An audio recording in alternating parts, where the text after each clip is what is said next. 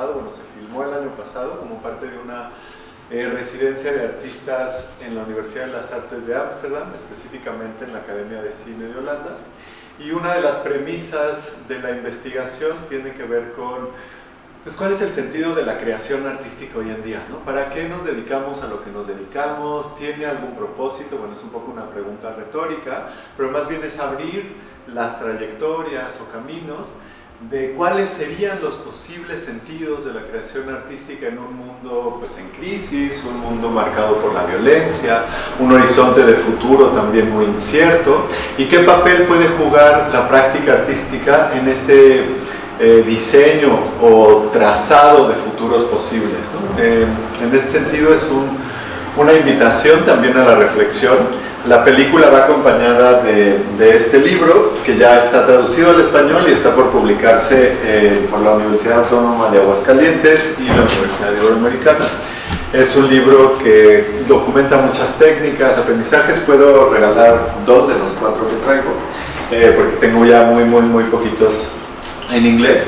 Y bueno, decirles que es una película que para mí el libro se llama Pedagogía Excéntrica. Gran parte del trabajo que se realizó dentro del año sabático o dentro del trabajo como artista en residencia tuvo que ver con diseñar estrategias para cuestionar nuestra propia mirada. Estamos en el marco de un festival de cine experimental. A veces es difícil localizar qué entender por lo experimental, y en mi caso no me relaciono en realidad con ningún género. Voy un poco en contra de los géneros en cualquier dimensión de la experiencia humana, pero más específicamente en el cine y en el arte me cuesta mucho trabajo pensar en géneros, y en ese sentido conceptualizar aquí la idea de lo experimental me gustaría comenzar como una premisa mucho más metodológica de trabajo. Es decir, lo experimental es como un modo de trabajar, es como un modo de hacer preguntas que esencialmente cuestiona los límites de la experiencia, ¿no? Y lo que voy a mostrar, que les digo, son como 10, 15 proyectos, documentos de trabajo de esos proyectos, etcétera, van a tratar de presentar un inventario de metodologías de trabajo que he ido desarrollando a lo largo de los últimos 10, 15 años. Algo que me gusta mucho de trabajar en la educación es que la práctica pedagógica exige una reflexión constante sobre nuestros propios modos de trabajo, y entonces nos permite ahondar en las posibilidades metodológicas del trabajo artístico, es decir, cómo organizar nuestros procesos, los documentos de trabajo, los equipos, las colaboraciones, los flujos también que implica el trabajo con distintas tecnologías. Como verán, habrá uso de tecnología análoga, entrar al cuarto oscuro y revelar, pero al mismo tiempo esas imágenes reveladas en el cuarto oscuro nutren piezas en realidad virtual. Entonces es como estar buscando transiciones constantes entre estos modos. Y de esa manera esta película para mí es una película muy rara, ¿sí, no? Digo, muchas de las cosas que son raras. Ya vieron aquí unos programas bastante excéntricos en sí, que creo que por lo menos son una muestra de la diversidad de enfoques que puede condensar el cine experimental, a diferencia quizás de otros géneros mucho más contenidos o de otras esferas de la práctica mucho más contenidas. Pero en este caso, para mí, digo, es rara porque para mí implicó hacer algo que me cuestionara en su propia forma de hacer, ¿no? O sea, como que no anticipaba lo que iba a hacer y de alguna manera me ponía en jaque el proceso de hacer esta película. Entonces es una invitación también a que entren en esta meditación. La película se llama Tomas Oblicuas, Meditaciones o Meditaciones sobre Arte y Crisis, y es una película con puras preguntas, ¿no? No me gustaría ya clavarme demasiado en esto. Tenemos hasta las 7:40, ¿verdad?, de la sesión. Entonces, para que la película dura 24 minutos y ya después tener una buena hora para mostrarles todo este inventario de proyectos que, como verán, son muy diferentes entre sí, con temáticas muy distintas, unos mucho más documentales, otros colaborativos, otros más de autor o individuales, y que empecemos ya a tejer un diálogo a propósito de eso. La estructura entonces será ver la peli, mientras cuando termine la peli les paso los libros para que también los puedan ojear, comentar un poquito sobre la peli, un par de preguntas y tomar esas preguntas como una provocación para discutir. A mí me gusta pensar, bueno, el subtítulo de la película es Arte y Crisis, pero me gusta pensar en el arte crítico como un arte que se pone en crisis en sí mismo, es decir, no es un arte que analiza la crisis desde la distancia, que se posiciona sobre una crisis social y que entonces brinda una mirada sobre esa crisis, sino que se pone en crisis en sí mismo, ¿no? Y esta película de alguna manera es eso para mí. Es la segunda vez que se proyecta, en realidad, bueno, la tercera, la segunda ocasión en la que se proyecta. La primera fue hace 2 semanas en su estreno en el Festival de Documental de la Ciudad de México, DocsMX. Entonces, pues es muy emocionante para mí poder estrenar aquí con ustedes a propósito, pues, de una reflexión activa sobre lo que son las imágenes, los sonidos en un mundo como el nuestro. Entonces vamos a echar la película y en 25 minutos, si sobrevivimos los 25 minutos, pues ya nos echamos una conversación un poco más profunda.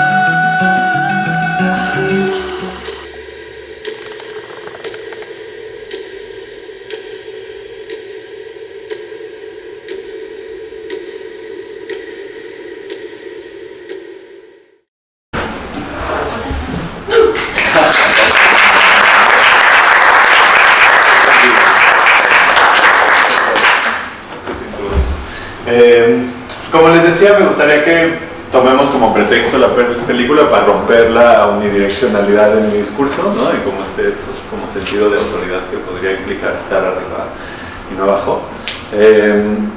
Entonces no sé si alguien quiera responder de alguna manera antes ya como de saltar directo a lo que sería el contenido de la masterclass. Todo, se vale lo que sea, así. Sí. Pues yo tengo como varios comentarios. Por ejemplo, como que siento que toda la naturaleza del documental, o lo que sea, sí, lo que vimos, como que toda la naturaleza sí tiene algo que lo mencionaste desde el inicio, como siento que es una especie de pedagogía, porque yo una vez escuché, no sé si sea, bueno, yo no sé cada quien tenga como su impresión al respecto o su idea al respecto, pero de que el arte no te debe decir exactamente cómo se deben hacer las cosas, ¿no? Sino como también ayudarte a crearte impresiones de cómo podrían... Gracias. Y en este caso, por ejemplo, yo siento que estas preguntas como que te van guiando y te van dando como, te van ayudando a mover el conejo. Y yo veía que las imágenes de cierta forma como que te daban una guía, pero no me daban una respuesta. Entonces siento que eso es también parte mucho del trabajo, como del proceso de aprender y de pensar, también de aprender, pensar, analizar y también de elaborar una autocrítica. Entonces, o sea, esa parte se me hizo muy, pues, como que a mí me agradó mucho, siento que y aparte son preguntas muy sencillas, o sea, son preguntas que más allá de las imágenes acá que podrían parecer un poco mareadoras para algunas personas, las preguntas siguen siendo muy sencillas, pero al mismo tiempo sí tienen como un grado de complejidad y que para muchos, a quien tú se la pongas, podrías pensar, o cada quien puede imaginarse distintas cosas, pienso yo. Y, o sea, eso me agradó mucho. Y la otra es que yo no sé si realmente, bueno, también la frase de la utopía me gustó mucho, porque sí creo que sea o sea, el arte puede funcionar como un espacio para imaginarnos estas utopías. No sé si necesariamente sean horizontes, sean generadores de horizontes como tal, pero es porque el arte no creo que funcione de manera aislada, pero sí funcionan como motores en muchos aspectos, no en su forma aislada, sino en conjunto con otras, pues como líneas, ¿no? O movimientos actividades humanas, pienso yo. Y bueno, es lo que ahorita yo podría pensar y tal vez me agradó muchísimo. Muchísimas gracias por tus comentarios. Me acordé cuando escuché Pedagogía de pasar el libro porque, para que no se me olvida, pero sobre todo para subrayar que esta película se hizo como parte de una investigación. Se preguntaba si el sentido del arte en un mundo en crisis, pero específicamente el sentido de las escuelas de arte, ¿no? O sea, si nos preguntamos el porqué del arte, también para qué enseñar arte, qué implicaría enseñar arte, y gran parte de esta búsqueda sí tiene un impulso o una inspiración pedagógica detrás, ¿no? Entonces no es casualidad que lo digas. Ahora en el estreno, como les decía hace un par de semanas, una colega se me acercó y le dije, ay, pues espero que sí, bien, pero un poco con esta duda del formato que a mí me implicó salirme, y me dijo, no, sí, y creo que es un recurso como bien interesante para la clase, ¿no? Como que lo has puesto con tus alumnos, y así me preguntó, y eso me hizo pensar mucho tu reflexión. Y ahora sobre el movimiento, sobre los horizontes, sí, uno de los componentes centrales de este libro es el manifiesto de la pedagogía excéntrica, que ese va como en vertical, ¿no? Es como todo lo que está en las hojas moradas y que se puede leer de manera vertical.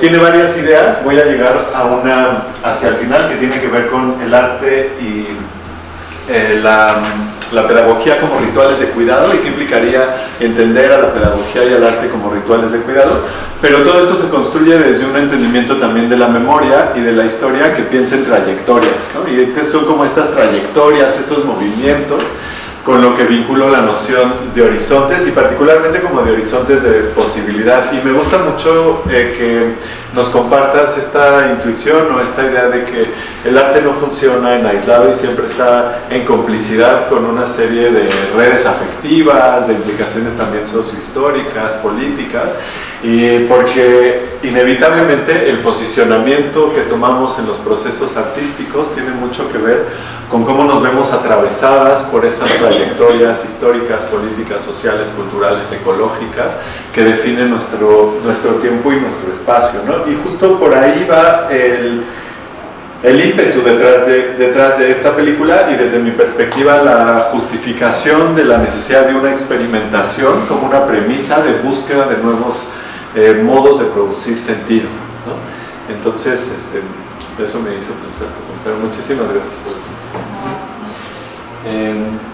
este libro, por cierto, está ahorita en inglés, disponible en internet de manera gratuita, ya sea en un lector en línea o en PDF, y como les digo, ya está traducido al español y próximamente podrá también circular libremente digital, y se va a poder conseguir ya en español impreso también.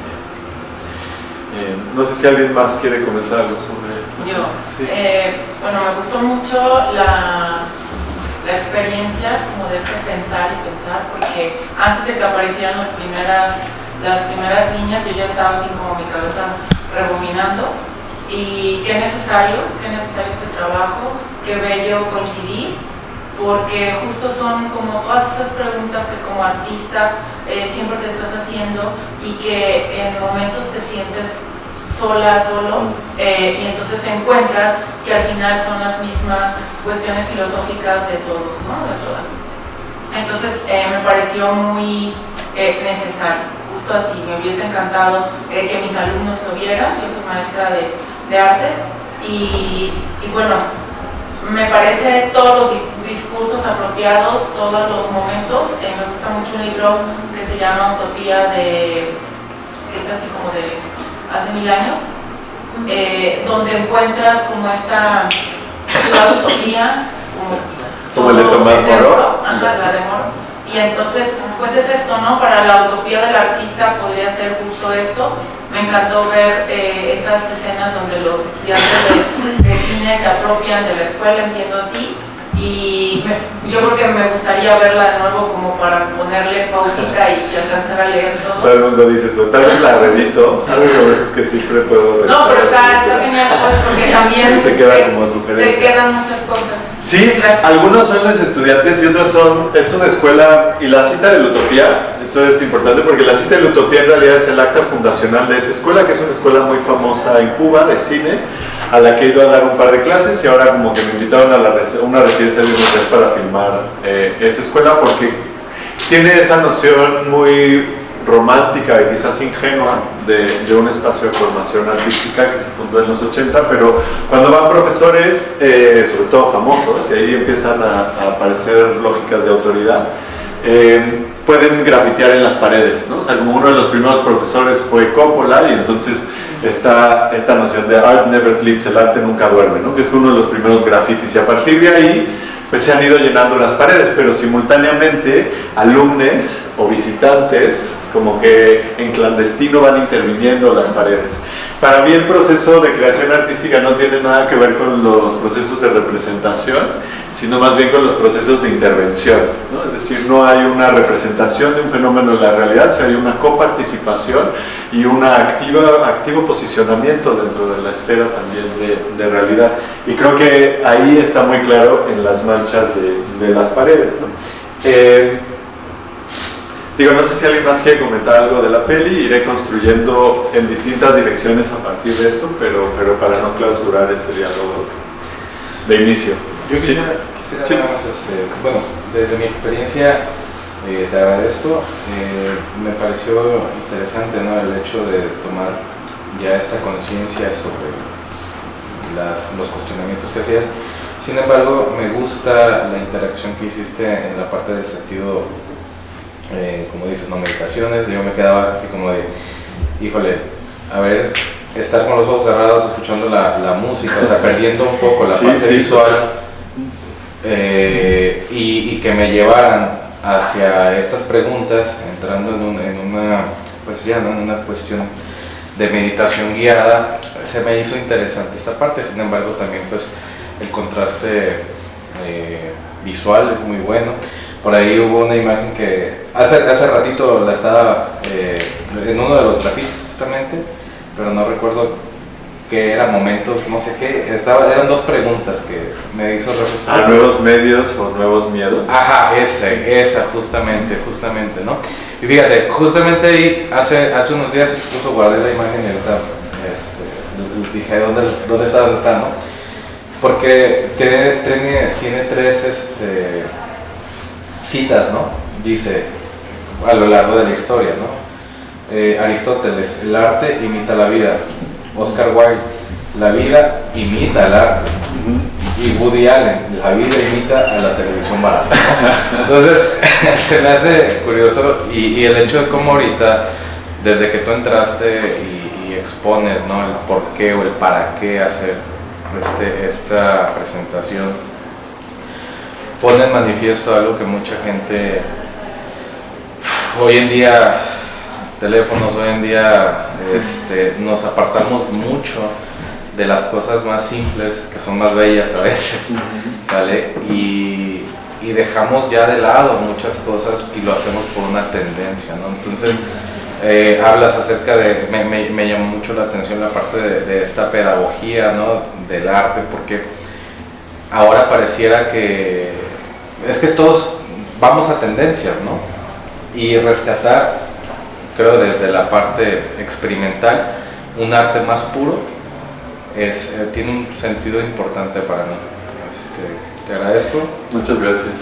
Sí, es bonito, me conecta también con estas preguntas de cuál es la naturaleza del arte, ¿no? O sea, qué es la naturaleza para el arte, cómo podemos empezar a jugar con esas relaciones, pues la mímesis como principio básico de la composición y de la inspiración, o la copia, ¿no? La imitación, como parte también de una transformación de la percepción según la tecnología, y eso es algo que para mí está directamente relacionado con la idea de lo experimental, específicamente con la tecnología, ¿no? Y el primer proyecto que voy a compartir, nada más Hugo vi que levantó la mano, tiene que ver o tiene el objetivo de abrir esa problematización sobre los programas tecnológicos. Toda tecnología tiene un programa político detrás y una historia de poder, ¿no?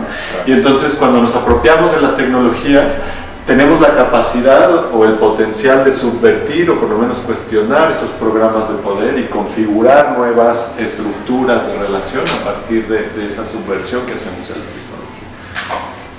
Bueno, a mí lo que me sucedió al principio creo que se me quedó muy presente, pues ese inicio de la película, de cómo como espectadores, o sea, estamos dentro de una cultura que consume arte, pero como un souvenir, creo, no tanto como una experiencia realmente estimulante para la creatividad, que creo que eso desde el punto de vista del creador es un conflicto que siempre está ahí como confrontándose con esta idea de la creación, ¿no? Entonces a partir de ahí como que me quedé con pues interpelando, ¿no? Cómo estas imágenes que incluso son emblemáticas ya a nivel cultural, internacional, etcétera, el asistir a un museo es simple y sencillamente como para ir a adquirir esa imagen como un souvenir, ¿no? Tomarte una fotografía, tomarle una foto al Guernica, a la Mona Lisa, ¿no? Lo que sea, y creo que una de las bueno, que personalmente entiendo así, que una de las problemáticas a las que se enfrenta el arte contemporáneo es justo cómo como creadores interpretamos esa problemática, ¿no? Cómo nos enfrentamos más bien a este público que pues no estamos seguros si realmente les interesa ver algo artístico o simplemente pasar un buen rato y adquirir esas imágenes, ¿no? Y lo otro es que a partir de esa misma reflexión hubo una serie de imágenes, pues, que junto con la música me recordaron el cine de José Valdelomar. No sé si por ahí hay como referencias a su cine, pero entendí también, y ahorita que oí un poquito los textos, que hay muchas referencias a otros cineastas y a sus obras, y creo que también eso es como algo muy actual del quehacer del arte contemporáneo. Como un reconocimiento también de dónde venimos y a dónde podemos ir, ¿no? Y sin duda esa reflexión que compartes a propósito de los celulares o las secuencias de los dispositivos móviles tiene mucho que ver con la motivación detrás de estas preguntas que inspiran la investigación, no solamente la película, y que en realidad es un punto de llegada o un punto de cristalización para también después romper esos cristales y seguir adelante, de investigaciones que he ido desarrollando a lo largo de los últimos años, ¿no? Es decir, me cuesta trabajo conformarme con el sitio que ocupo y constantemente estoy preguntándome por qué estoy aquí, qué puedo hacer para cuestionar y moverme de ese lugar en el que estoy, ¿no? Qué aspectos se necesitan transformar, no para bien ni para mal, simplemente transformar. Y gran parte de eso tiene que ver con la pregunta de la tecnología, una noción que para mí tiene que ver con un componente metodológico ya, que es en el foco en donde quiero poner el foco en la siguiente exposición. Es la noción de la poética de la información, que la he ido trabajando ya casi por más de 10 años, y la poética de la información entendida como la capacidad de crear relaciones, ¿no? Hay una noción popular de la información como un cúmulo de datos estáticos o que se va acumulando también, que puede estar vivo, pero como una suerte de acumulación de datos, y en este caso proponer también la información como un proceso vivo. Si ponemos un guión entre y formación o información, en inglés es como un poco más claro, information o información, sugiere más bien como una suerte de corpus de datos, de relaciones que está viva, que se está moviendo todo el tiempo, ¿no? Hay un físico que se llama Hans Christian von Baer que define a la información como la comunicación de forma, o la transmisión, detección e intervención de forma, la transmisión de forma de un medio a otro, es decir, es como la transformación de esas cosas que tenemos, y para mí la esencia del trabajo cinematográfico, artístico, incluso en el sentido más amplio, tiene que ver con ese tejido de relaciones que implica una poética de la información. ¿Cómo creamos relaciones entre elementos que vamos nosotros configurando, ¿no? Ahí podemos hablar ya de una intervención directa del mundo, estamos reconfigurando el mundo. El trabajo artístico es una reconfiguración del mundo a partir de elementos que pueden existir de manera aislada, pero su recomposición nos permite articular otros modelos de referencia, otros modelos de creación de sentido.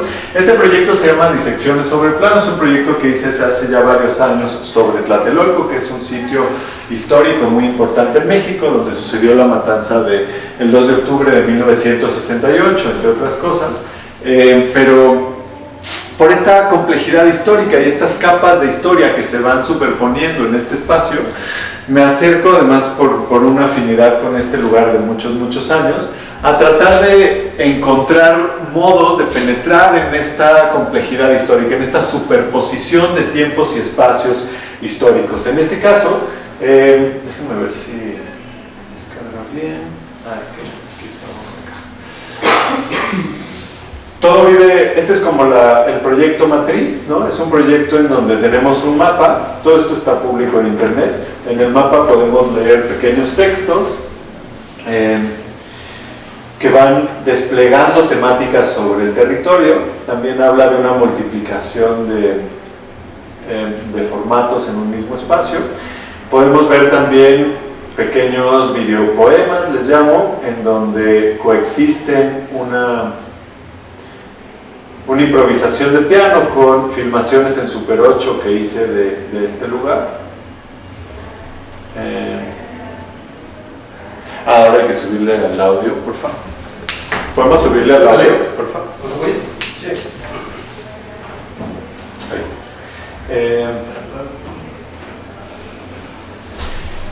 Que tiene, o sea, como un sentido también escuchar la versión del audio en estos videopoemas, porque ahí son improvisaciones que hago en un piano de manera mucho más libre, y después se van transformando a otros niveles.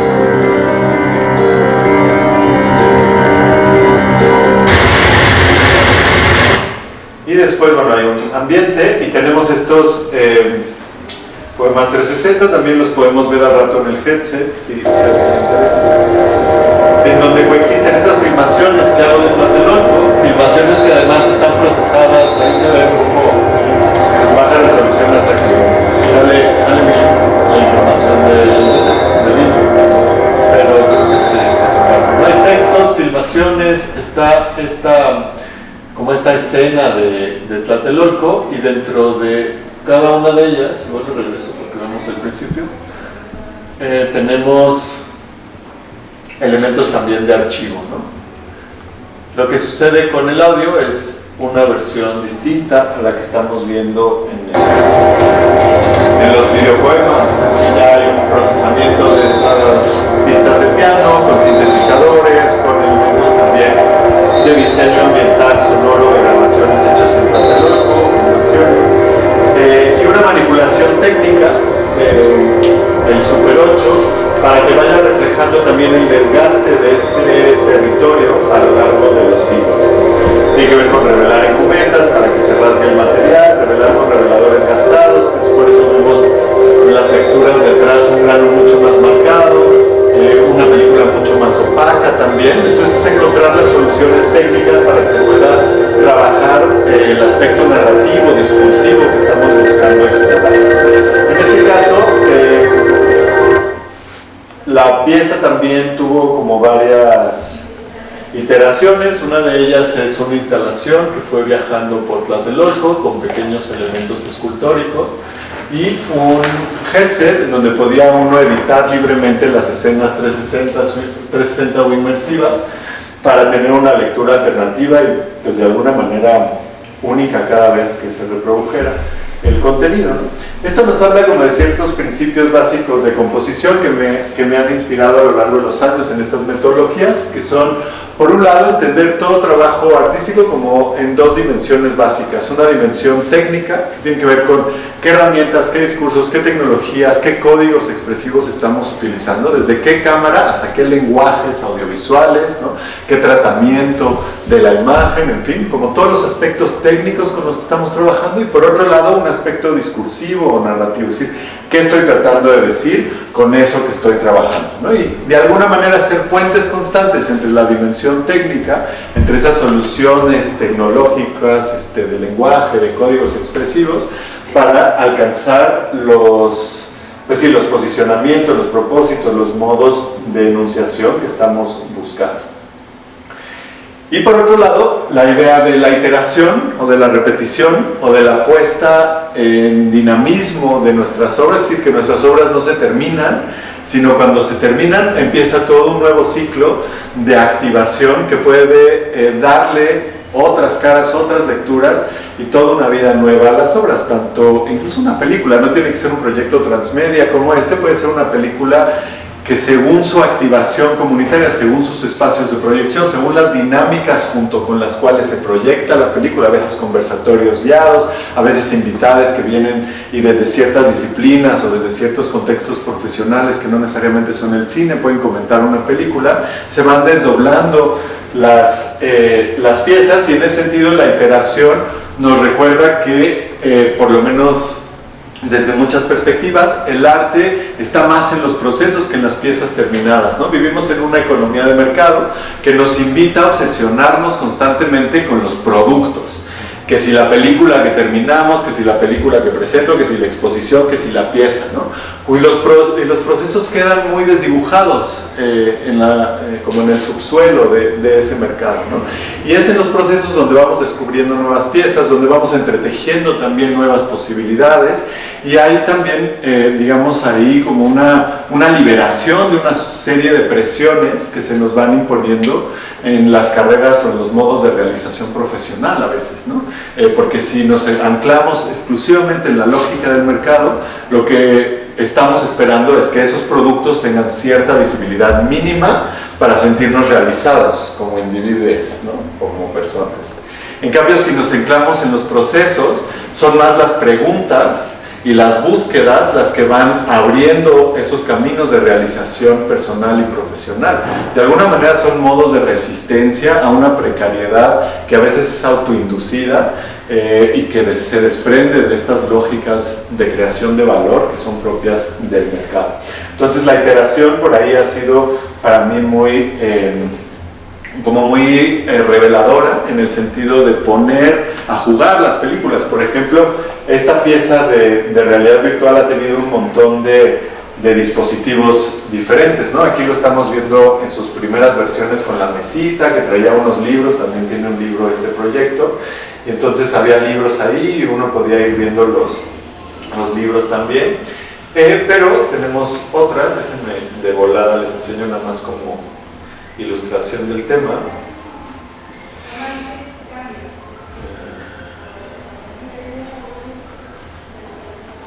Debería de parecer rápido, sí. Esa era alguna de las primeras. Digo, si fijan, todos esos son ejemplos de iteración de otras piezas de las que voy a hablar ahorita.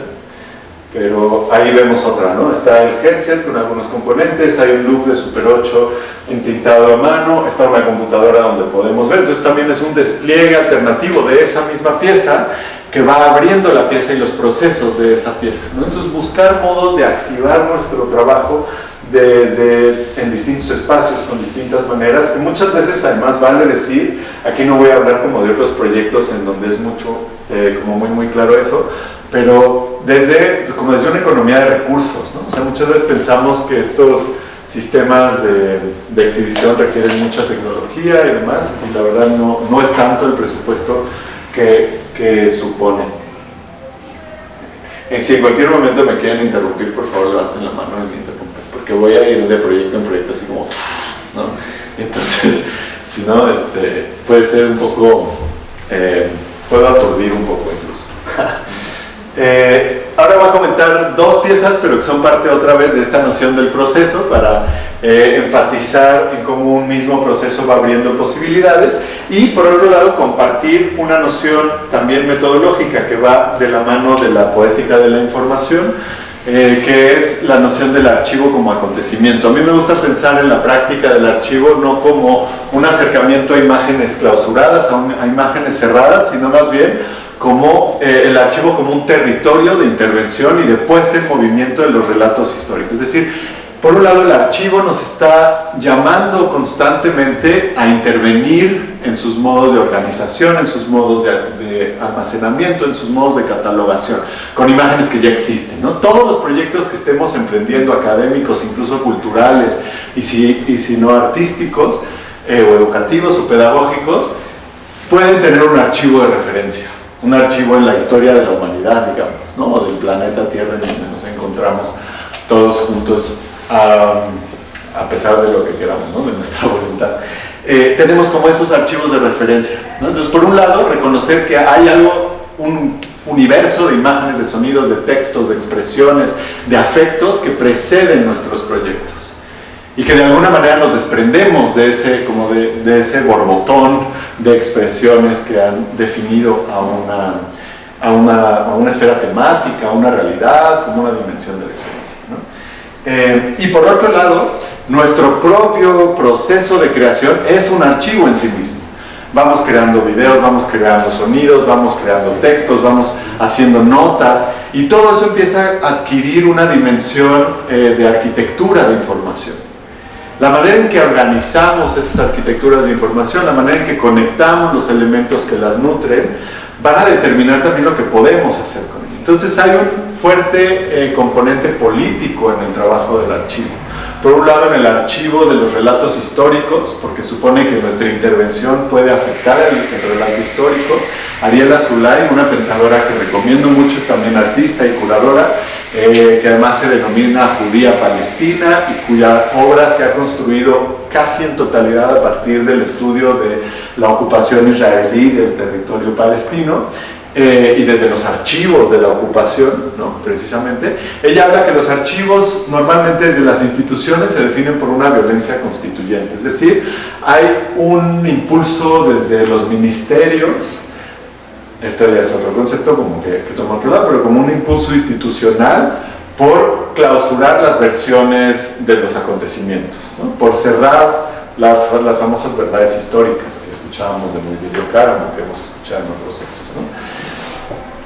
Y con esa violencia constituyente nos trata de convencer de que solamente hay una forma de pensar la historia, de que solamente hay un modo de explicar lo que ha sucedido, ¿no?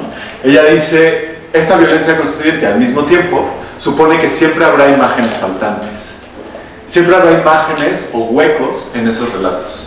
Estos relatos institucionales estarán siempre en falta.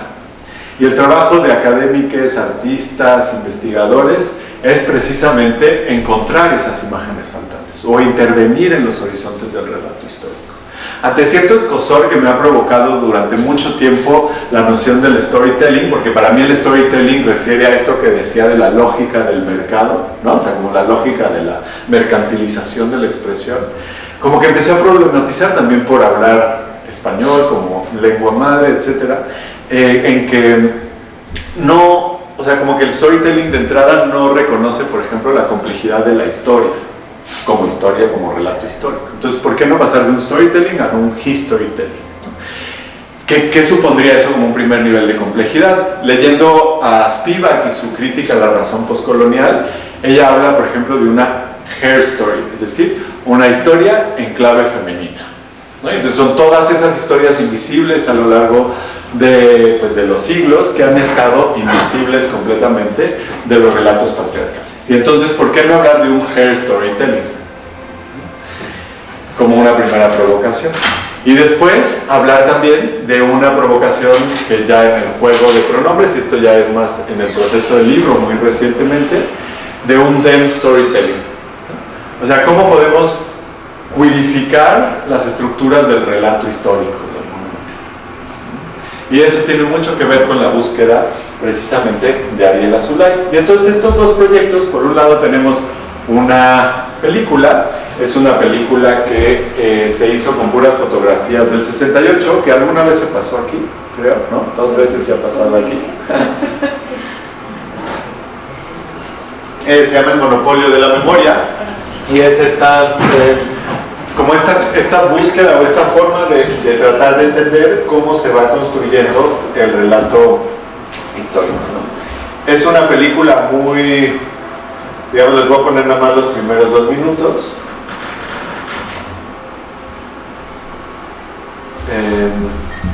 Ensayística, ¿sí?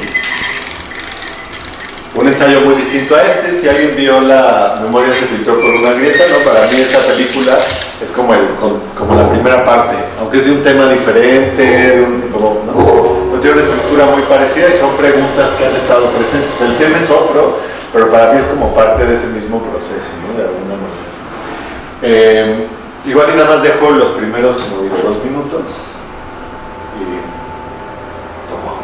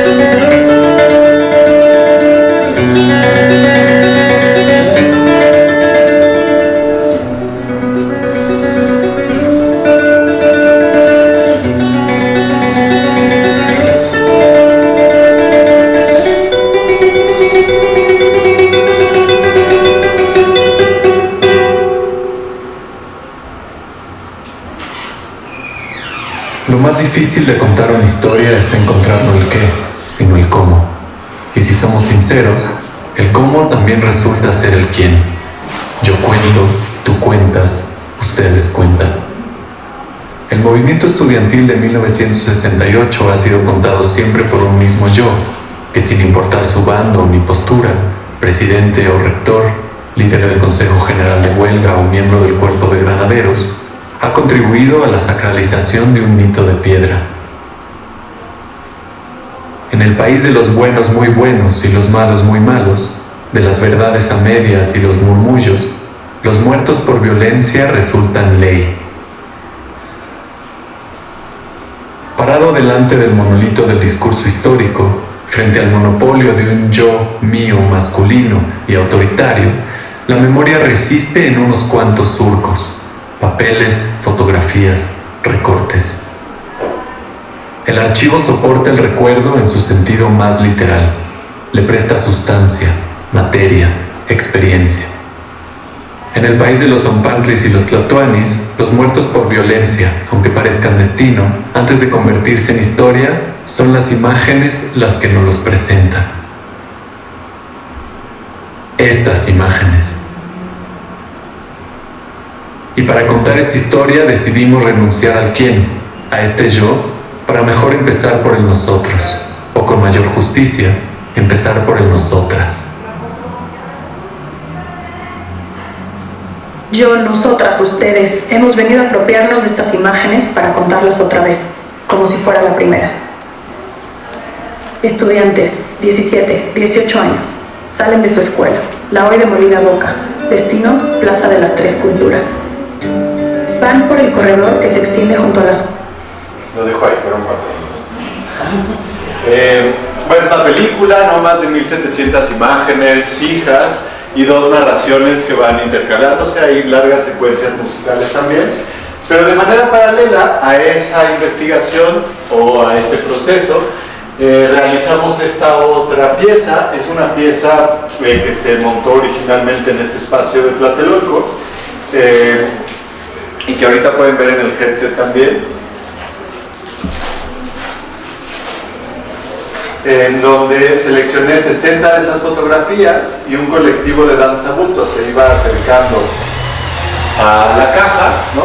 Y paulatinamente iban tomando una foto. Se llama Juego para 10 cámaras, un poco como una provocación. Iban como sacando las fotos, las mostraban en la cámara y después a sus compañeras, y había un momento de intervención y de interpretación, ¿no? Y entonces ahí podemos ir viendo distintos las distintas cámaras, son como dos acercamientos totalmente opuestos al archivo, uno desde la intelectualización o desde la reflexión más intelectual, se podría decir, y otro desde la dimensión mucho más afectiva. Por un lado, comprueba que un mismo archivo es territorio casi infinito de posibilidades, pero por otro lado, también habla como de estas dimensiones paralelas de los procesos del relato histórico, una dimensión reflexiva que se puede enunciar desde la palabra, y hay otra que implica también una relación más desde los cuerpos, cómo los cuerpos se ven atravesados por el archivo, cómo las imágenes atraviesan los cuerpos también, y qué le pasa a nuestros cuerpos o a nuestras corporalidades cuando estamos trabajando con las imágenes, ¿no? Ahí hay también una dimensión de la crisis, una dimensión de nuestra vulnerabilidad que se manifiesta al momento del proceso creativo. Todo proceso creativo, por lo mismo, es un proceso de vulnerabilidad. Sí, respecto al archivo, por ahí hay un filósofo, también, sí, él también con el Foucault, que justo estaba traumado con el archivo, o sea, él a pesar de tener una disciplina filosófica, él trabajaba mucho con el archivo, y justo él, como filósofo, metió sus narices en la disciplina de la historia, y también él dijo que el archivo necesitaba ser como más trabajado de esta forma, como para encontrar y leer la historia entre líneas. El archivo es como como este espacio y estas fuentes más, como en su materia más como rústica, y acercarte al archivo y leerlo entre líneas, no solamente, bueno, en este caso creo que está más enfocado como a lo visual, pero también en lo narrativo. Creo que hay muchísimas historias que también te ayudan como a comprender el pasado, y a lo que voy es que creo que también siento que, o tal vez yo me estoy equivocando, pero siento que también dentro de la lectura que se hace en el arte contemporáneo, muchas veces puede ser como que muy presentista, o sea, como que abarca muchos temas del presente, pero igual, o sea, también siento que el arte sí tiene una función muy importante no solamente en el cuestionar las narrativas que se nos llegan del pasado, sino también en ayudar a complementarlas. O sea, creo que el arte puede tener una función, o los cuestionamientos que el arte puede hacer, puede también tener una función que ayude también, por ejemplo, a la academia en el sentido de la historia. Así hay muchos casos donde proyectos artísticos y, por ejemplo, trabajos de literatura te hacen darte cuenta como historiador que hay otras maneras de contar una historia, ¿no? Por ejemplo, en este caso las mujeres, tal vez algún diario de una mujer que haya participado, que haya estado presente en el momento del 68, a partir de ella podemos entender que hay toda una versión diferente, y hay muchas cabezas y muchas formas de ver y experimentar la vida, y en este caso los procesos históricos. Entonces yo también creo que, bueno, esto se me hace también muy importante, porque creo que sí es un cuestionamiento que se ha trabajado ya en muchas áreas, pero y en el arte siento que se está alzando, ¿no? El tema del archivo. Yo he visto ya como varios artistas que más o menos van trabajando su interés en el archivo y como su teoría de por qué el archivo, como meterse al archivo, aunque sea un espacio tal vez como hongueado y así, pues es un lugar lleno de muchas propuestas, no solamente hablar de lo que vemos diario, como experimentamos en nuestro presente, sino también experimentar qué hay detrás de nuestro presente, ¿no? Creo que sí, como este archivo no solo acumula polvo, sino acumula afectos, ¿no? Y digamos que de esta tradición viene Ariel Azoulay, ¿no? De Foucault, de Derrida, y después también de Achille Mbembe, pero algo que a mí sí me parece fundamental y que está presente en esta tradición filosófica es que el archivo o el trabajo con el archivo no es una cuestión del pasado, y hacia allá van las nociones de las imágenes faltantes, e incluso no es una cuestión del presente, ¿no? El trabajo con el archivo es una cuestión del futuro o de las posibilidades de la historia, es decir, es un trabajo hacia adelante. Y es ahí su sentido político, vaya, como de transformación de la realidad.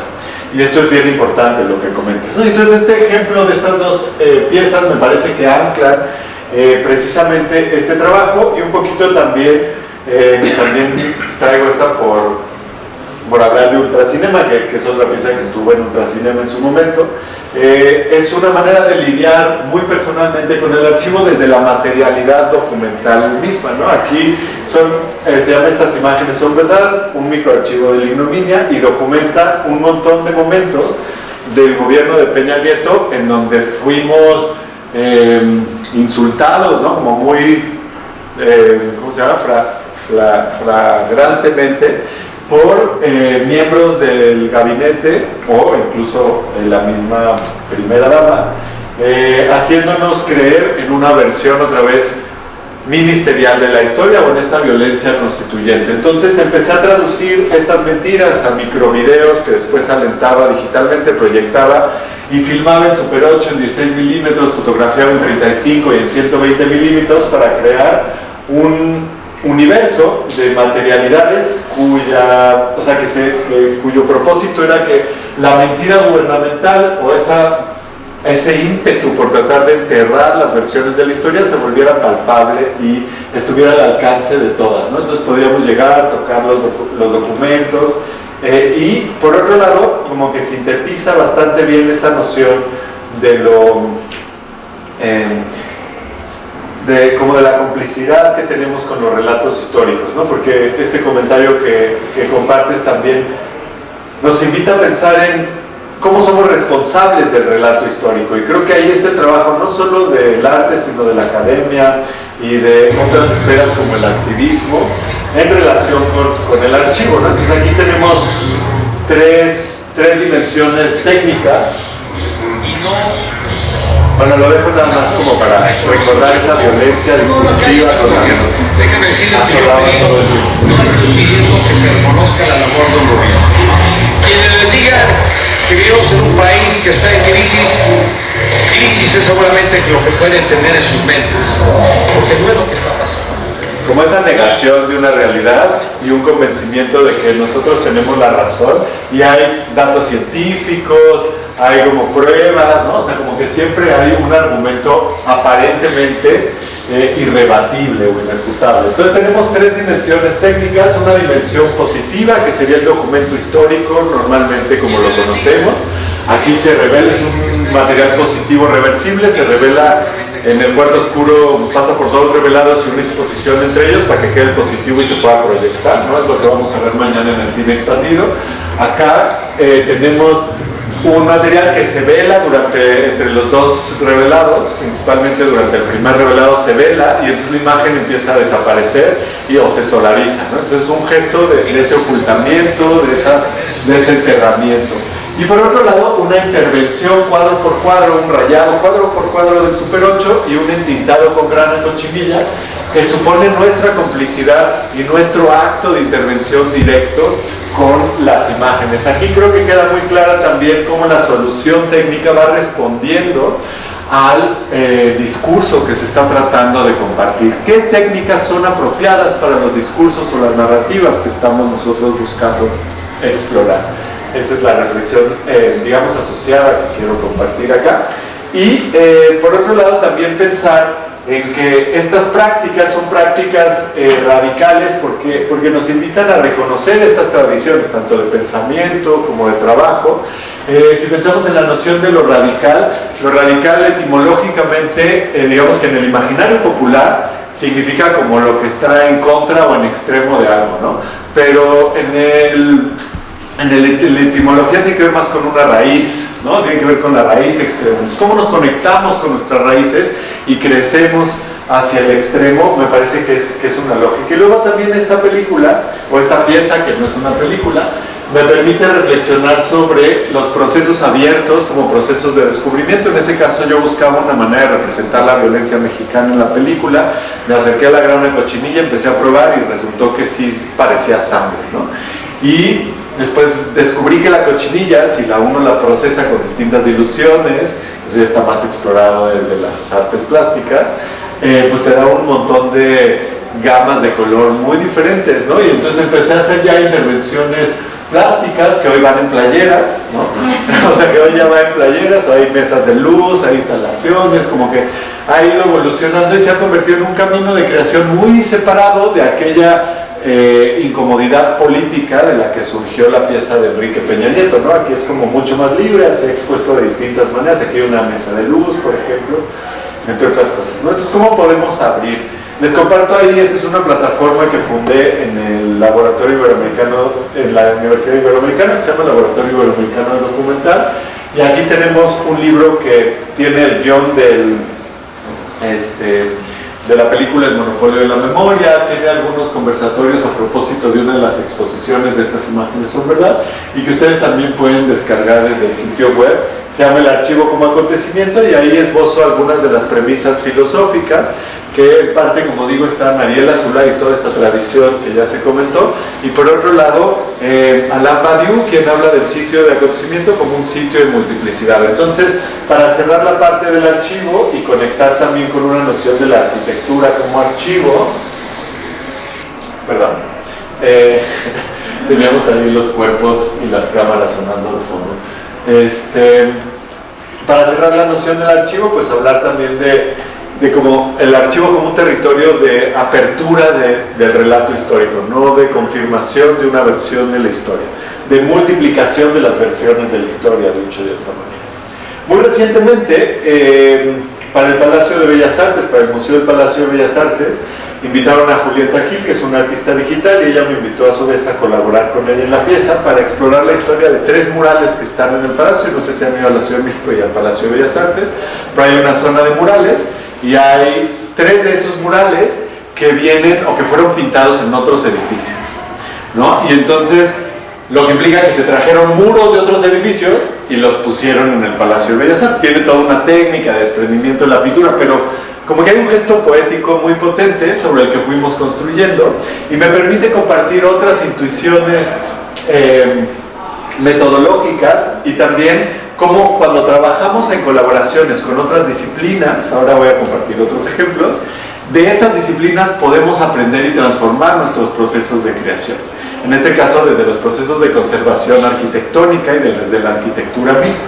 Entonces, lo que hicimos aquí fue ir a esos lugares, hacer levantamientos en 3D de esos lugares y hacer arquitecturas que después llevábamos a piezas de realidad extendida, de realidad aumentada en el Palacio de Bellas Artes. Entonces, por ejemplo, bueno, eran 3 piezas, pero uno de esos era videomurales, hojas, no, perdón.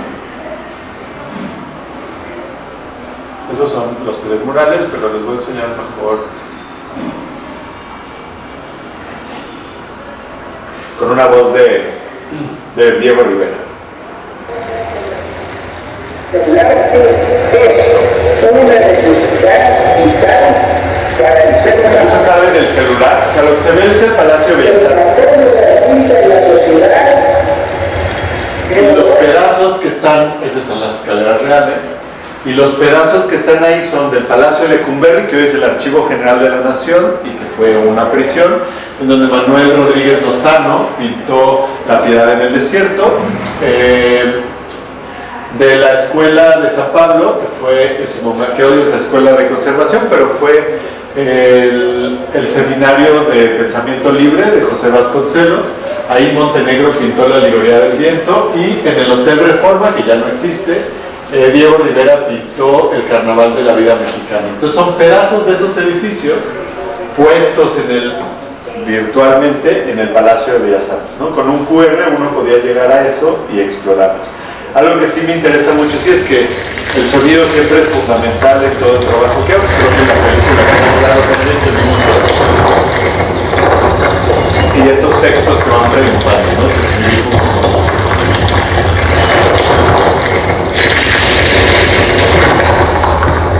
Entonces, como los procesos de creación también son procesos de conservación o de intervención de esos modos de conservación. ¿En qué medida cuando creamos una pieza estamos conservando modos de hacer y cómo los estamos transformando? Hacia allá va un poco también el traer esta pieza el día de hoy como una intuición metodológica que pretende informar las preguntas que ya desde el inicio fuimos planteando. Aquí teníamos otras piezas, una pieza más de videoarte que igual les enseño muy brevemente.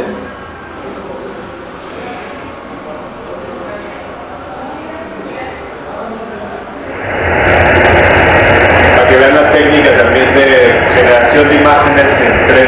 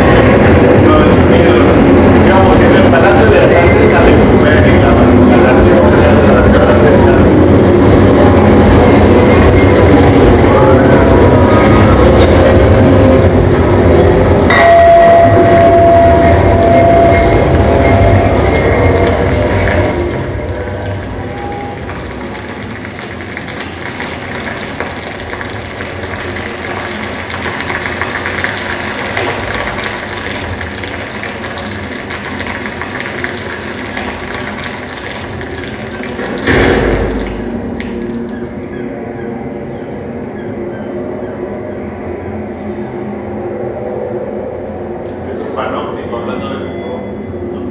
Bueno, es arquitectura. Y aquí, bueno, el sonido es muy importante también, pero creo que la forma en que las imágenes están trabajadas, específicamente por Julieta, refuerzan esta idea de la imagen faltante, del relato incompleto, ¿no? Como que no hay una completud en la imagen siempre está en falta y en busca de otros pedazos que de entrada se completan con la visión de quien se enfrenta a ellas, a la imaginación de quien se enfrenta a ellas. Así como podemos pensar en la arquitectura como un modo de expandir nuestros procesos de experimentación, también podemos pensar en los procesos de experimentación o de creación como procesos de hacer mapas, de cartografiar y como procesos de tejido. Aquí esta pieza es una pieza interactiva que se llama Atlas Transgresión. Aquí me contactaron para transformar, les voy a enseñar primero un documento de trabajo, para transformar más de 40 investigaciones de doctorado y de maestría en una narrativa interactiva, ¿no? Y entonces esta es como la ficha de resumen que yo tenía que convertir en mapas. Yo tenía que convertir todo esto como en mapas, ¿no? No fue fácil, no, de verdad fue bien complicado y todo empieza a mano. Aquí no tengo en esta libreta, pero eso es bien importante decirlo. Todo empieza con dibujos a mano, ¿no? Después una intuición de llevar esos mapas a la materialidad misma. Se fijan, siempre hay juegos de materialidad en los proyectos que hago. Y aquí lo que hicimos fue crear estos mapas. Son procesos de investigación que se llevan a cabo en la Ciudad de México, en Hanoi, en París y en Montreal. Y aquí transformamos los mapas en 4 telas y con esas telas hicimos objetos en 3D y entonces empezamos a explorar estos mapas, ¿no? Tenemos el punto y el contrapunto o el reverso de los tejidos. Entonces, estos mapas existen físicamente, tejidos o bordados y los convertimos en esto, ¿no? Tenemos además todos los elementos del sitio web existen físicamente. La tipografía la hicimos, los pinceles de Photoshop de estas puntadas como de, no me acuerdo, ¿sabes? O punto de cruz o estos tipos de puntos de bordado, también las hicimos y las convertimos en pinceles de Photoshop. Cada uno de los iconos está bordado realmente y después los convertimos en elementos digitales. Y estas transformaciones de la materialidad también van nutriendo mucho el trabajo y nos hablan de estos programas políticos que ya refería desde el inicio, ¿no? O sea, a veces pensamos que la tecnología digital se tiene que diseñar toda desde el universo digital, pero hay modos de llevar la materialidad o de poner a dialogar tecnologías que aparentemente son incompatibles entre sí en una esfera nueva de trabajo, ¿no? Y entonces aquí podemos ver cada una de estas fichas y ya ver las dimensiones de cada uno de los casos de investigación. Estos son los mapas de transformación urbana, las escalas de transformación y los tipos de transformación que van sucediendo. Y por otro lado están los mapas de transgresión, que aquí ya no vemos las 4 ciudades, sino vemos las ciudades por separado. Y además de las fichas que ya vimos, también tenemos los órdenes de transformación y los sujetos de transformación, y las prácticas de transformación, ¿no? Entonces hicimos esos GIFs también con cada uno de ellos. Y nada más para visualizar la complejidad de este proyecto, Tenemos el mapa de experiencia, que son todas las personas, agentes e instituciones que participaron en la creación de esas investigaciones, ¿no? Entonces, como que todas esas voluntades, inteligencias y sensibilidades fueron después reinterpretadas en estos mapas que tenemos por acá. Esta noción del mapa también está en otro proyecto que muy brevemente les enseño. Es un proyecto que tuvo un documental, una exposición y este mapa interactivo sobre prácticas artísticas en Cuba. De nuevo también nos podemos acercar y alejar, y tiene una característica que está presente en todos, pero aquí es mucho más clara y por eso lo dejé acá, que es la investigación temática. Cuando nos enfrentamos a grandes procesos de investigación creativa o artística, tematizar nuestros universos de trabajo ayuda mucho, como identificar pequeños temas con los que estamos trabajando y a partir de ahí ir navegando la complejidad. Aquí tenemos censura, formación, contexto, mercado y obra, y vamos viendo pequeños fragmentos de las entrevistas relacionadas por esos temas, ¿no? De manera paralela, pues fuimos nosotros haciendo toda una investigación, por ejemplo, de mapas de Cuba en este caso, ¿no? O una historia también de mapas antiguos y distintas estrategias de representación de los espacios cartográficos para después llegar a los mapas que también existen físicamente que están informando esto, ¿no? Como todos estos pequeños elementos y demás. Entonces aquí tenemos como otra metodología, otra inspiración metodológica, que es la cartografía y la geografía. Y bueno, ya casi como las últimas tres nociones que quiero compartir. Una es el proyecto Forensic Landscapes, que hice en colaboración con Anne Hufschmidt, en donde ella exploró 3 países, Argentina, Guatemala y México, y el trabajo forense que se hace en estos países. Los restos que se han encontrado hablan, dan el mensaje. ¿Qué fue lo que pasó? Le dejo el trailer nada más. Aquí voy. Aunque sea el pedacito más pequeñito, ese pedacito fue amado, fue deseado y está siendo buscado. Yo digo que está ahí en esa área.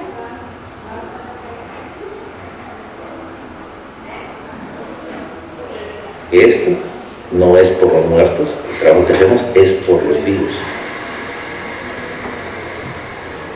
Esa noción final a mí me gusta mucho. El trabajo que hacemos no es por los muertos, es por los vivos, porque reivindica esta noción de que el trabajo de archivo es hacia el futuro y que la potencia política de la memoria también apunta al futuro, no al pasado. Aquí tenemos 8 escenas, son 8 escenas inmersivas, una tecnología que se llama Web 360, donde vamos conociendo a las buscadoras y a las científicas o científicos forenses. Y vamos viendo una serie de videoensayos, son más de 20 videoensayos en un total de más de 80 minutos de película, en donde ya vamos con entrevistas. Cada uno de estos escenarios tiene una temática diferente. El primero es el agujero negro de la desaparición, el segundo es el territorio de búsqueda. Cuando vemos un videoensayo cambia de color el icono. Y entonces en el mapa que tenemos de navegación abajo, aquí abajo a la izquierda, también cambia de color el icono. El tercero es nuestra escena madre, ahorita verán por qué. Y es el laboratorio forense. Todos los audios también son temáticos, hice un audio para cada uno de ellos. El otro es la genealogía del terror en América Latina, entonces es una textura mucho más de archivo, de memoria, de pasado, aquí sí, como de momentos clave de la historia de las desapariciones y de los regímenes del terror en América Latina, las botas, el ejército como motivos sonoros. Después viene el duelo, ya más en el plano de lo afectivo, no tanto de lo sociohistórico o de lo político histórico. Aquí se invirtió, por ejemplo, la pista sonora, que era una grabación de unos cantos católicos, para que no tuviera esa singularidad religiosa, sino fuera más una cuestión universal como de lamento o incluso de espiritualidad. Finalmente tenemos la Fiscalía o el Ministerio. Cada uno tiene una sinopsis, la normalidad es sin vida, como esta normalidad que vivimos quienes vivimos en países marcados por la violencia, llevamos nuestro día a día, pero al mismo tiempo hay algo muy sórdido azotando los territorios. Y finalmente, apuntando otra vez al arte, un caso que es el caso de Jorge Velarde, quien perdió a su pareja en la dictadura en los 70 y reconstruyó mediante un buque, aventando flores, los trazos de los vuelos de la muerte, que los vuelos de la muerte era una técnica de desaparición por la dictadura en Argentina, donde aventaban a los cuerpos al río de la Plata, ¿no? Entonces él fue trazando esas rutas y aventando flores por esas rutas, como un gesto poético también de reimaginación de las posibilidades de hacer sentido de estas experiencias históricas, ¿no? Este proceso pues, fue un proceso como también muy largo, muy complejo, que empezó con este ejercicio, un ejercicio en el que yo le pido a material videográfico para entender esas imágenes desde otros lugares quizás no tan densos, no tan asfixiantes. Y por ejemplo aquí está muy clara esa noción, ¿no? Aquí tenemos la tierra en un plano general del desierto, la tierra en ropa encontrada en el desierto, la tierra en un plano detalle del desierto, o la tierra encontrada en huesos en ese mismo desierto, ¿no? Para crear entonces un mapa de correspondencias cromáticas en donde tenemos ya todas estas características estéticas que después se tradujeron a la composición de las 8 escenas, ¿no? Y que nos permitieron ir suavizando el terreno para que la gente no se sintiera ahuyentada de entrada por explorar una narrativa que exige emocionalmente un montón de elementos. Y después fuimos explorando, en estas notas podemos ver como otros ejemplos de exploración estética que también hablan de la investigación estética como una extensión de las mismas preguntas, en este caso sociales y políticas que se están explorando en el trabajo. Y finalmente también entender que el trabajo forense puede inspirar el trabajo creativo, o dicho de otra manera, cómo podemos concebir el trabajo creativo como un trabajo forense, como un trabajo de rastreo, de identificación, de nombrar y de cómo publicar o circular esos nombres que vamos encontrando. Por otro lado, a mí me gusta mucho mostrar estos bocetos horribles porque nos hablan también de que no siempre tenemos los bocetos resueltos desde el inicio, no hay que tenerle miedo a los bocetos feos, ¿no? Para que lleguemos entonces como a esas versiones. A veces nos paralizan los bocetos feos, dicen, no voy a seguir porque ya no voy por buen camino. En realidad son necesarios para poder desbloquear esos terrenos de creación, ¿no? Y entonces, para mí hay como dos nociones rectoras que me permiten articular una reflexión final a propósito ya no solo de lo forense, sino del trabajo más específicamente de investigación artística o de investigación para los proyectos creativos, que es la noción del estudio de artista, no solo como un lugar, sino como un proceso, como parte también de esta residencia en Ámsterdam. Por ejemplo, empecé esta serie de videos de videoensayos, son videoensayos, o bueno, no más, son como videos muy casuales. En este caso, entré a un set, vi lo que estaba y empecé a mover las cosas en el set, ¿no? Y después a describir eso que se está moviendo en el set, y qué se puede hacer como en un set, ¿no? Pues en un set se puede sentar, se puede leer, se puede mover las ventanas, se pueden inaugurar nuevas ventanas, en fin, como que se pueden hacer un montón de cosas. Aquí no sé por qué no aparecen estos textos, pero así es.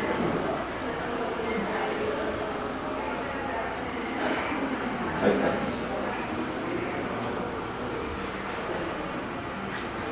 Uno puede limpiar el estudio, uno puede dormir en el estudio, uno puede descansar en el estudio, etcétera, etcétera, etcétera. Esto nos invita a pensar, regresando a la película inicial y a las premisas iniciales también, como meditaciones sobre arte y crisis. Déjenme quito este momento vergonzoso. Uno puede buscar nuevos puntos de vista en el estudio, o sea, como esta idea de ser un poco cómico también, ¿no? de la ocupación. ¿Cuáles son nuestros como modos de ocupar nuestra práctica? ¿Desde dónde estamos ocupando nuestra práctica? ¿Qué detonamos con esa ocupación? ¿Qué formas de habitación estamos generando en el espacio, ¿no? Otra pieza que hice al respecto es esta pieza con mi hijo, también en Ámsterdam, y que tiene que ver con procesos ya de cuidado. Decía al inicio, uno de los puntos de llegada del trabajo del manifiesto de la pedagogía excéntrica fue entender al arte, a la pedagogía y a la investigación como rituales de cuidado. Eso supone que son rituales positivos, no negativos, es decir, no rituales que condicionan, que oprimen, porque hay rituales que oprimen y que silencian, sino rituales que liberan, que transforman, que nos permiten transformarnos desde adentro. Y por otro lado, de cuidado no solo en el sentido de una persona que cuida a otra, una persona que tiene una responsabilidad de peso, que es una noción súper limitada del cuidado, que de hecho se ha promovido mucho desde las estructuras patriarcales a propósito de las cuidadoras mujeres, sino más bien del cuidado como una práctica que nos involucra a todos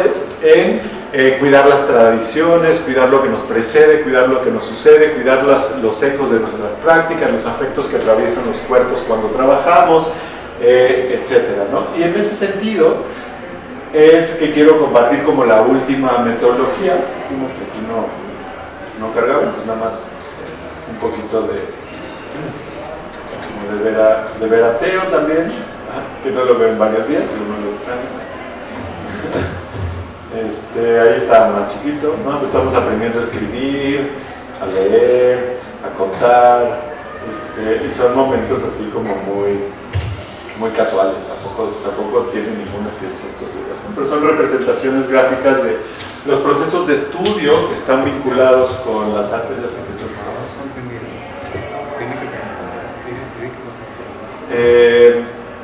Ahí veo como me desespero, ¿no? Entonces, ¿cómo nos estamos también involucrando en estos procesos de cuidado, el autocuidado también, que a veces queda muy ignorado en los procesos de creación, ¿no? Y bueno, el error, el sinsentido, ¿no? Como muchas cosas que están presentes también en estos procesos y que a veces como que desde la lógica del mercado nuevamente se buscan enterrar, soterrar. El juego, el goce, en el proceso de estudio también, ¿no? Y entonces finalmente esto me lleva como a la noción como de una ética de trabajo, que yo lo he tratado de conectar con la idea de la cámara cuerpo y el cuerpo cámara. Ya vimos una pieza de videodanza a partir de trabajar como con muchas coreógrafas a lo largo de los años y muchas piezas de videodanza. Empecé a pensar primero en cómo la cámara siempre se concibe como algo ajeno al espacio dancístico o a la coreografía, pero si introducimos la cámara, entonces tenemos que empezar a filmar sin la mirada, tenemos que empezar a filmar con la escucha, con el cuerpo, con el desplazamiento, para no chocar, para anticiparnos a movimientos. Y eso empezó a desdoblar las posibilidades de las estrategias de manejo de cámara más allá de la coreografía y pensar en la cámara cuerpo o en esta complicidad de la cámara con el cuerpo y de los cuerpos con las cámaras. Según las tecnologías que utilizamos, por ejemplo, nos posicionamos diferente en el espacio, ¿no? Si es un celular, si es una Alexa, si es una DSLR, o sea, ya el cuerpo está desplegado de modos distintos. Eso tiene implicaciones con quienes estamos trabajando, con actores, con personajes en documentales, con paisajes mismos, ¿no? A veces como que no sentimos esa complicidad con los paisajes y los paisajes también resuenan con esa manera de ocupar. Y entonces se ha convertido en una ética del trabajo con cámaras, con tecnologías de registro, que nos invita también a pensar en la afectividad como un principio de composición, y en la afectividad mutua, es decir, cada vez que llegamos con una voluntad de creación a un lugar, estamos afectando a ese lugar y al mismo tiempo ese lugar nos está afectando. Entender entonces al arte, a la pedagogía, a la investigación como rituales de cuidado es también entender a estas dimensiones de la experiencia o de la expresión como procesos de vulnerabilidad y procesos en donde una se abre y queda también expuesta como persona a las afectaciones del mundo. ¿Cómo podemos reconocer en la vulnerabilidad una potencia creativa? Muchas veces se nos ha invitado a pensar que la vulnerabilidad es algo que se tiene que esconder en las carreras artísticas, pero si la abrazamos quizás podamos empujar o propulsar nuestra práctica justamente como estos nuevos horizontes de creación de sentido. Y pues eso. Muchísimas gracias.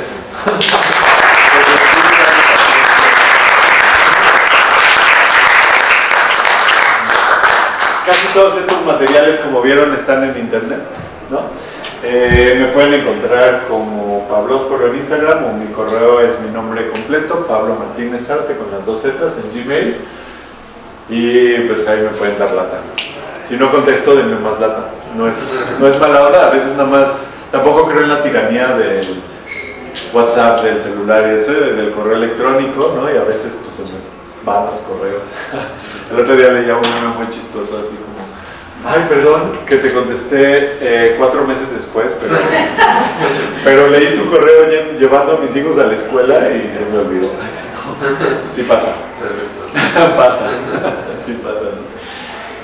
Pues muchas gracias. Digo, tenemos unos minutos quizás para 1 o 2 preguntas o comentarios, ¿no? 1 minuto para una pregunta o un comentario.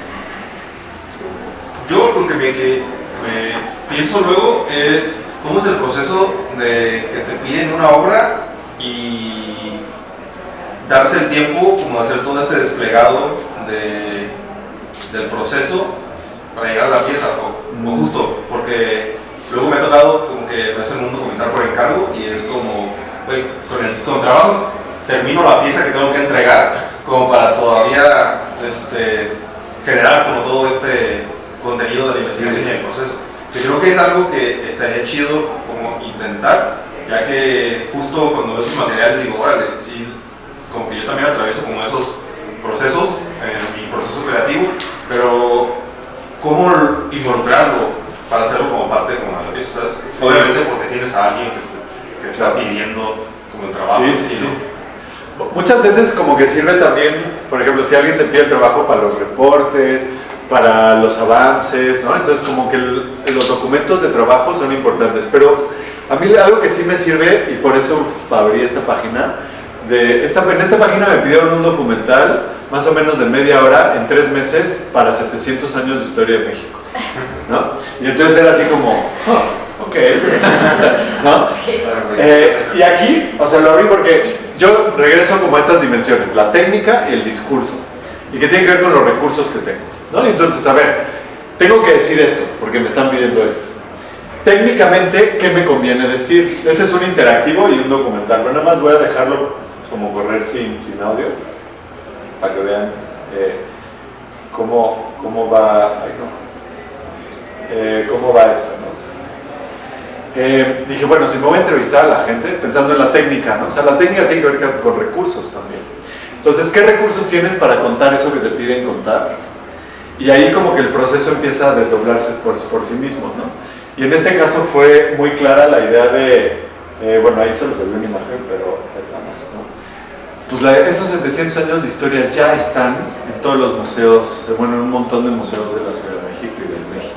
Me voy a ir a filmar esos 700 años de historia, ¿no? Y entonces voy a empezar a intervenir esas imágenes. O sea, es una película como de puro montaje radical, muy radical, donde las imágenes van una sobre otra, una sobre otra, una sobre otra. Y el proceso fue clarísimo aquí, como que se hizo visible. Pero otra vez, yo, como para responder muy puntualmente, regresaría como a esas dimensiones de la técnica y del discurso. Bueno, maravilloso.